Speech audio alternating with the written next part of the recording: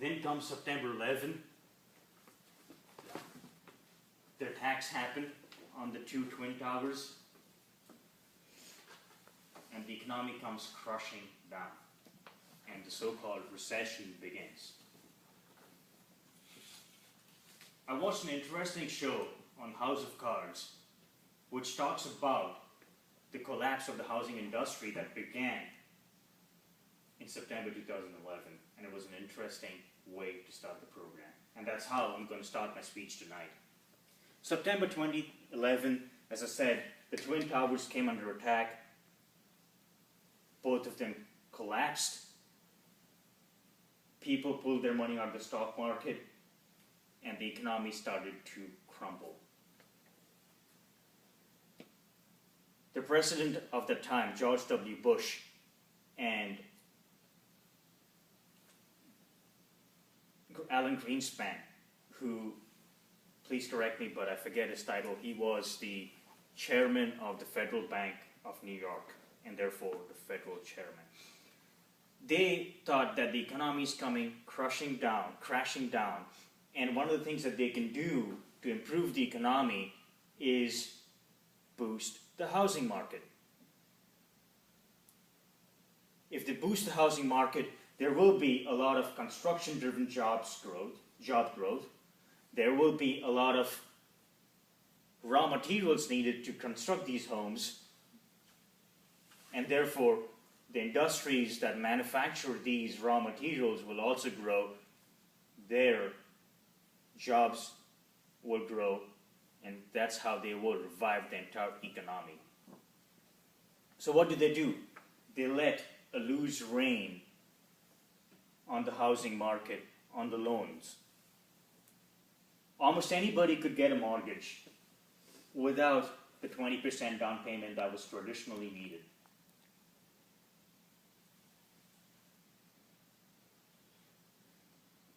When people started to get these loans easily, the housing industry seemed to be reviving and doing very well. But this was not enough to satisfy the president and Alan Greenspan. They wanted more to be done. They wanted the housing industry to grow faster. And that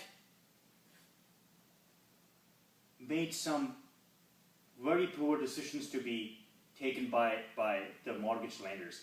They in fact dropped any kind of background check on the people who were drawing the mortgage. The people now also could lie about their salaries. In fact, if they did not want to lie, the mortgage lenders could lie about their salaries and have them a mortgage that they could not afford. On the other side of the table, the lenders, they were hiring people who had no background in lending money. They were making mortgages to people. These were pizza delivery boys who were writing mortgages for the consumers. In other words, everybody could get the money to buy a house. People thought that the housing market, the value of their houses is going to keep rising, and therefore, even if they cannot afford a house, they will pay from their equity. They will get a home equity loan and pay for their houses. And that's how we got to June of 2008. Simultaneously, there was also another situation that was arising. There was a unique conflict between Freddie Mac and Fannie Mae. I'm drawing a blank right now as to what exactly was happening between these two institutions, but this also helped trigger the housing prices at their all-time highs, and also the rises of the houses rising much more quickly than the incomes of the people. And that's what brings us to 2008, when the housing markets came way up. Let's go back a little bit.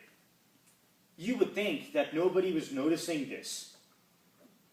You would think that nobody predicted that something wrong fundamentally was happening in this industry. To my surprise, this program also brought in a hedge fund manager from Dallas who looked at all of this commotion, took a step back, and thought there was something wrong. And his reasoning were very simple, and it touched me. He asked a simple question: name any other industry, one industry that touches the consumer, is $1 trillion industry, and not regulated, except for the housing market. And I was like, wow. This was a $1 trillion industry, unregulated. He saw how carelessly some of the people in the industry were spending money. There was one person who was writing loans and making bad loans to people. He also made the movie by the name Red Line. It was a Hollywood flop movie, but an incredible amount of money was spent making that movie. He had one of the rarest Ferraris, Lamborghinis, and other expensive cars in these movies, and he was crashing them like the money was free-flowing.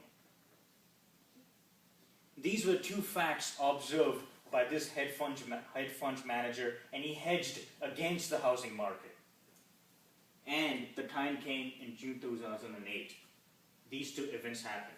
The housing prices peaked, and now it started to crash. And as it started to crash, this hedge fund manager made 600 times the money that he had hedged. Thank you.